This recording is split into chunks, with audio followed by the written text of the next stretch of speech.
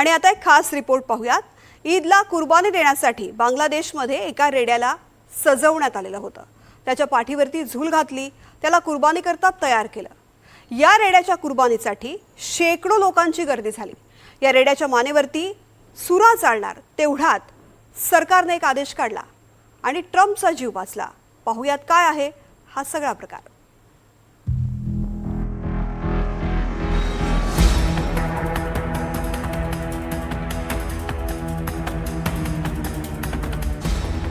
Donald Trump कापता कापता वाचला।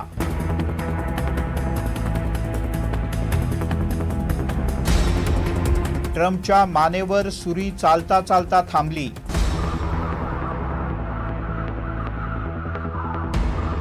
डोनाल्ड ट्रम्पचा बळी जाता जाता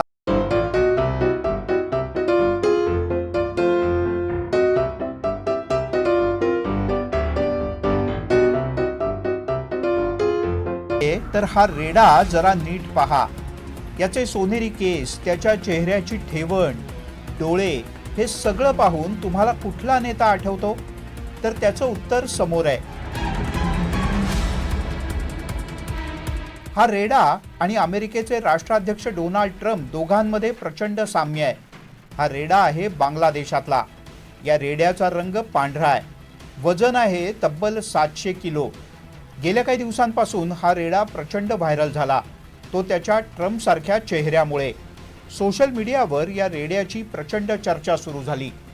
या रेड्याची हेअरस्टाईल, त्याचा चेहरा सोशल मीडियाच्या युजर्सना थेट डोनाल्ड ट्रम्प सारखं वाटू लागलं आणि पाहता पाहता एका रात्रीत हा रेडा इंटरनेटवरचा सुपरस्टार बनला।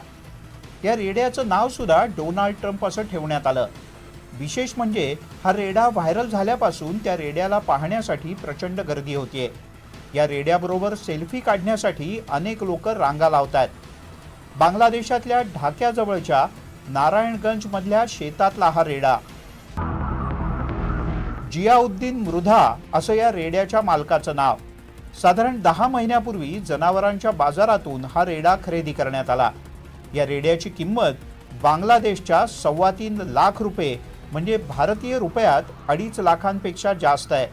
700 किलो वजनाच्या या दुर्मिळ गुलाबी पांढऱ्या रंगाच्या रेड्याला त्याच्या डोक्यावरच्या सोनेरी केसांच्या विशिष्ट हेअरस्टाईलमुळे ट्रम्प असं नाव देण्यात आलं।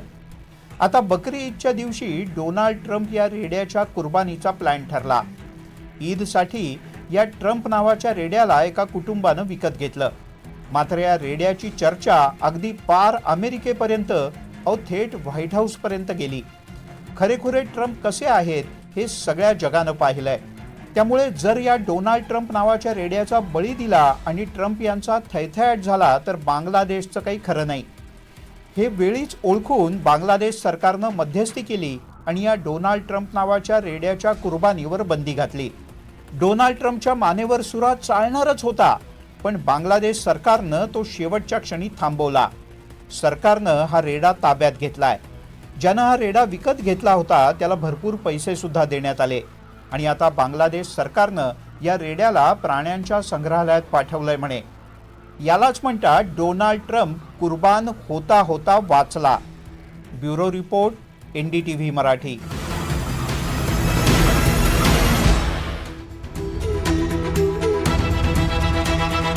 हे आहे NDTV आणि आपण पाहत आहात NDTV मराठी।